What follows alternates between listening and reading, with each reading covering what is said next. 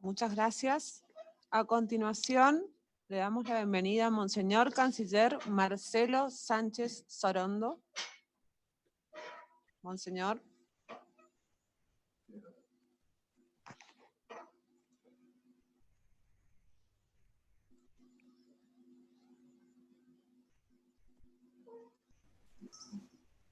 Ahora, ¿me escuchan? Buenas tardes. Buenas Buenos tardes. días, buena mañana, ya, yo estoy en la tarde acá en Roma. No sé quién es la Adelante, persona por favor. Ricky Seco, ¿eres Seco tú la que hablas? Adelante. Quisiera saber quién es la persona que dirige el debate. Monseñor, soy Andrea, soy la senadora. Andrea, ¿y dónde está? No te veo. ¿No me ves? A ver. No, perdóname. Está medio difícil, pero Richie Seco, que recién lo nombraste, es el anfitrión que va dando la palabra. Ah, entiendo. Perfecto. Y ya tiene la palabra para empezar. Ahora te veo con la máscara. Sí. Los seres humanos hemos perdido hasta el oxígeno. Sí, no, hemos perdido la cara. Totalmente. Es así. Bueno, yo voy a hablar naturalmente de la encíclica Laudato Si, incluso porque la celebración de hoy coincide con la celebración de 5 años de la encíclica. Y entonces es bueno hacer un balance. La encíclica se puede sintetizar en 2 temas. Uno es el grito, el clamor, lo que dice en la versión española, el clamor de la tierra o el grito de la tierra, y eso es el grito de la falta de una visión ecológica. Y otro es el grito humano, el grito de los pobres que sintetiza el Papa. Estos 2 gritos, digamos, se han hecho más fuertes porque en realidad en estos 5 años no ha habido grandes cambios, sino ha habido cambios diplomáticos, digamos, en el sentido, por ejemplo, la denuncia que hace el Papa es muy severa en el párrafo 23 de la encíclica, que lo que produce el cambio climático, que es una forma de decir, en realidad, una forma eufemística de decir que lo que está pasando es el recalentamiento o calentamiento de la Tierra y que hay que bajar por lo menos 3 grados y que ese recalentamiento es debido al uso del material fósil, es decir, del petróleo fundamentalmente y del gas, y a la deforestación. En realidad, ¿qué han hecho las grandes compañías de petróleo? Decir, bueno, vamos a ir a la energía renovable, pero en realidad no han hecho ninguna inversión en la energía renovable, sino que han dicho, pero hay un periodo de transición, y el periodo de transición puede durar hasta que se acabe el petróleo. Es decir, no hay nada serio.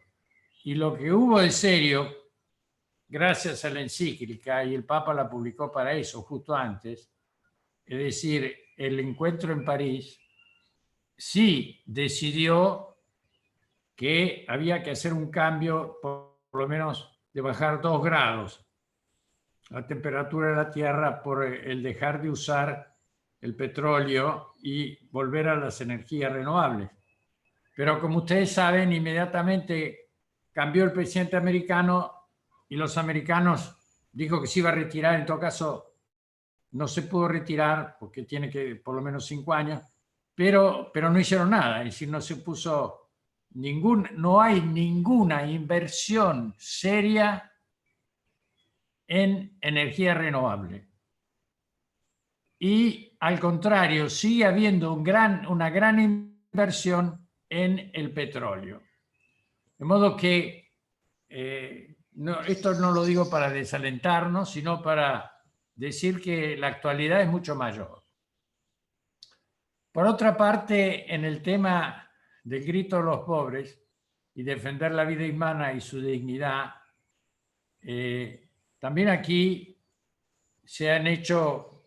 algo se ha hecho, hay una mayor conciencia, sobre todo me refiero a un tema muy específico que es la forma peor de usar a la humanidad y usar sobre todo a los pobres, porque en definitiva lo hacen por dinero, que son las formas de esclavitud, las nuevas formas de esclavitud, que son el trabajo forzado, la prostitución y la venta de órganos. En este campo hay una mayor conciencia y hay algunas leyes. Yo creo que hay dos cosas importantes.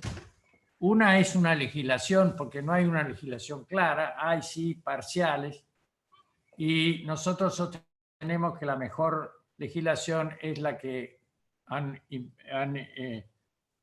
hecho los suecos hace ya 15 años, con gran éxito, con 2 referendos que los han apoyado y que lo han copiado otros países nórdicos y últimamente Francia, últimamente hace 2 años, y que es el primer país latino que la ha de alguna manera asumido y en algún sentido mejorado.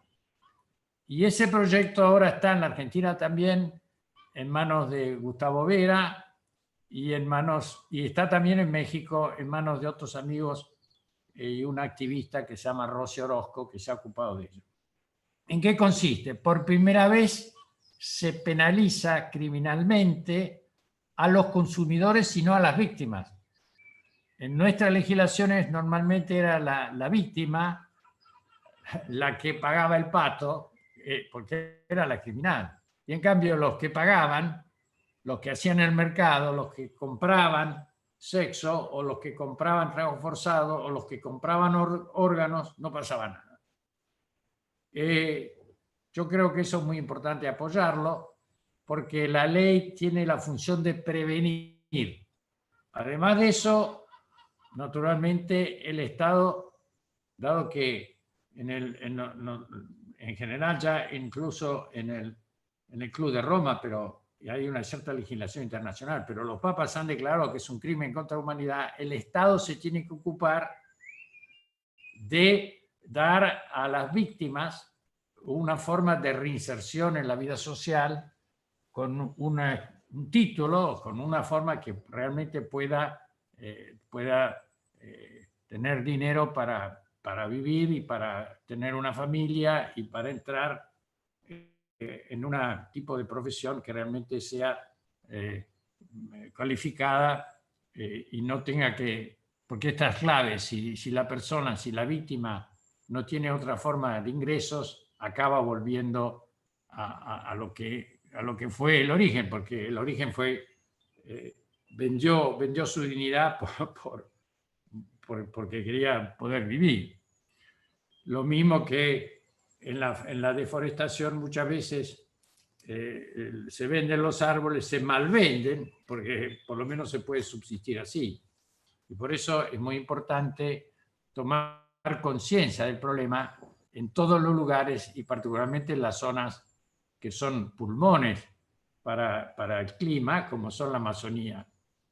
Allí hay una fundación que está trabajando muy bien, que tiene 200 ciudades y pone en las ciudades, que antes era un parque nacional, gente responsable que sabe que su futuro está en defender, el futuro de la humanidad, pero también el futuro de ellos en defender la no contaminación, defender la vida de los pescados, defender la vida de las plantas, defender y usarlo racionalmente.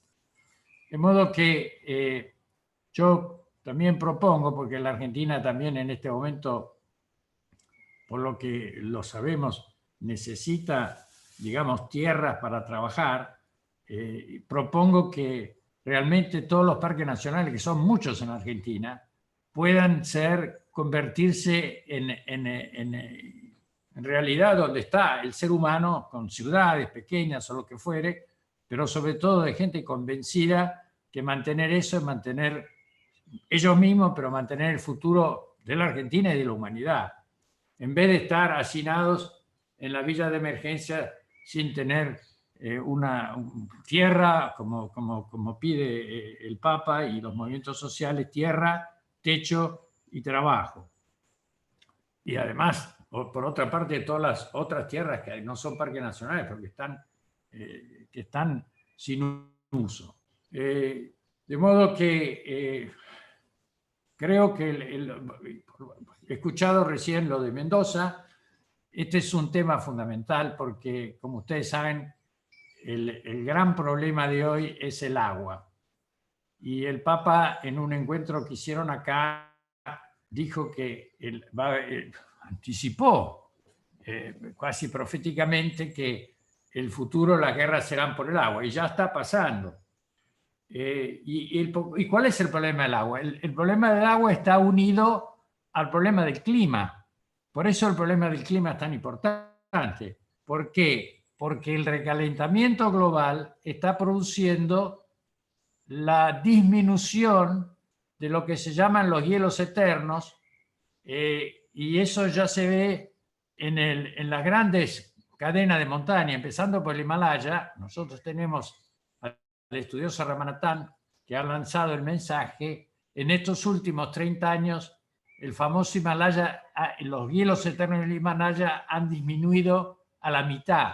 Y el Himalaya, el bloque del Himalaya, ustedes lo ven, todas las otras montañas juntas son solo el 10%, es una cosa impresionante. Y todos los ríos del Asia dependen del Himalaya.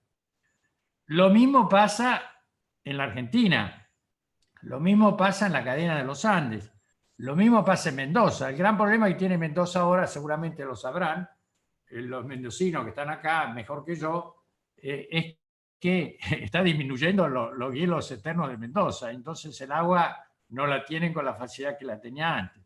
Si además están contaminando las napas y contaminando los ríos, están realmente haciendo un suicidio de ellos, pero un suicidio de toda la Argentina y un suicidio de todo el sur. En la famosa Pampa, bien comunicada, que me decía Perón, cuando yo lo vi, el gran futuro de Argentina, porque es un país que no tiene grandes montañas, que está toda comunicada por ríos maravillosos. Sí, todo eso es muy lindo, pero si estropeamos las napas de los ríos, esos ríos maravillosos no nos van a poder satisfacer para poder vivir. De modo que lo que han hecho ustedes en Mendoza me parece una cosa importantísima, y además me parece que eso abre el problema, lo hace presente no solo para los ríos de allí, sino para todos los ríos. El Paraná está con una crisis, como ustedes saben, que tiene poca agua. Eso se debe al cambio climático también. Es por primera vez que el Paraná está en esa situación. Y me decían además que el agua de Buenos Aires, el agua de la capital, que es salubre, pero es salubre gracias a una cantidad de productos químicos que le ponen. Antes no era así, y eso es debido a los últimos 20 años que compran en Alemania. De manera que ahora, por ejemplo, el problema que tuvieron era que no tenían todas esas cosas para purificar el agua, y por eso no han dado agua a todas partes. De manera que el tema del agua relacionado al tema del clima son los dos temas en los cuales más insiste la Laudato Si, y en los cuales hoy hay que poner más vigilancia y hay que dar una solución, llamémosle, de desarrollo sostenible. Me parece muy bien todo lo que ustedes están haciendo en ese sentido, y yo creo que el gobierno es muy sensible a eso, y en todo caso hay que refrescarlo. Y he visto que ha salido el tema que conviene más si hacerlo desde el punto de vista nacional o desde el punto de vista local. Hay que hacerlo de los modos, desde el punto de vista nacional y también por parte de los gobernadores y por parte de los intendentes. Es decir, tal vez los intendentes son los primeros que tienen que moverse porque son los que están más en contacto con la gente y conocen realmente los problemas, sea en un tema, sea en otro tema. Por lo demás, otro tema que el Papa ha lanzado es hacer un comité, ahora para el grito de los pueblos, un comité para establecer que sean vigentes los derechos sociales, porque si no hay derechos sociales, no hay ningún otro. Es decir, son la condición de todos los otros derechos. Y por supuesto, si no hay derechos sociales, tenemos las nuevas formas de esclavitud. De modo que creo que eso es muy importante.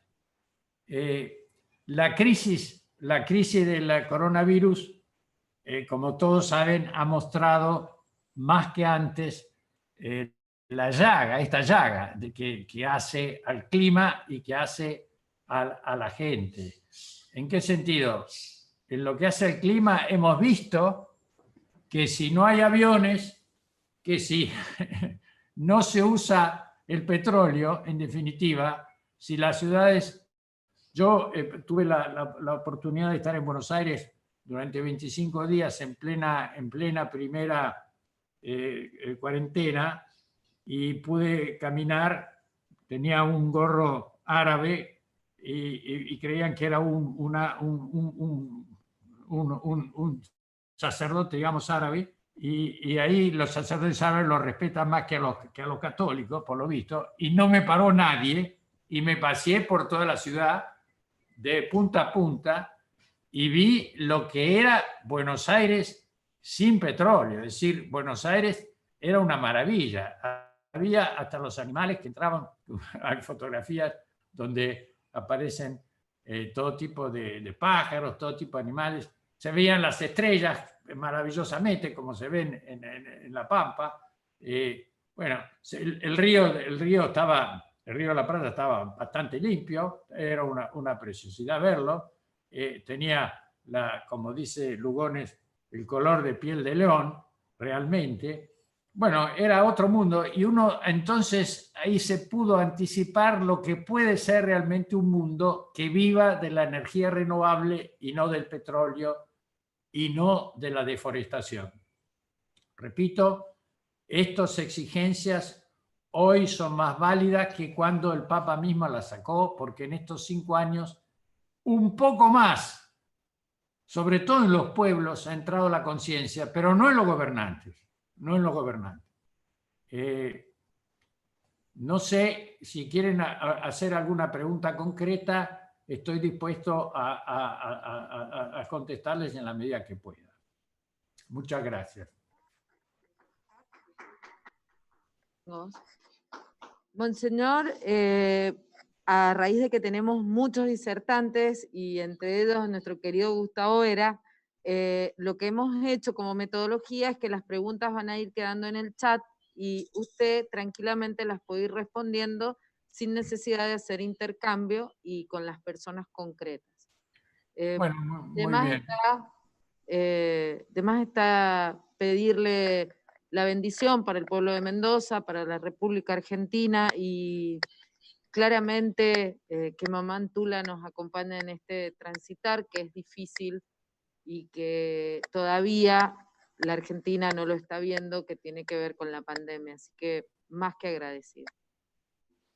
Bueno, yo creo que tiene que estar agradecido porque si uno compara los gobiernos de otros países, el gobierno argentino tiene conciencia de los problemas, naturalmente no tiene a mano todas las soluciones, pero está tratando de lograrla y, por ejemplo, en el tema de la pandemia ha tenido la valentía contra todos de ponerse seriamente en cuarentena, creo que incluso la ha prolongado un poco, y porque naturalmente, aunque los científicos no quieren decirlo, porque dicen que no hay estudios científicos todavía probados, pero es claro que tiene el clima una gran importancia.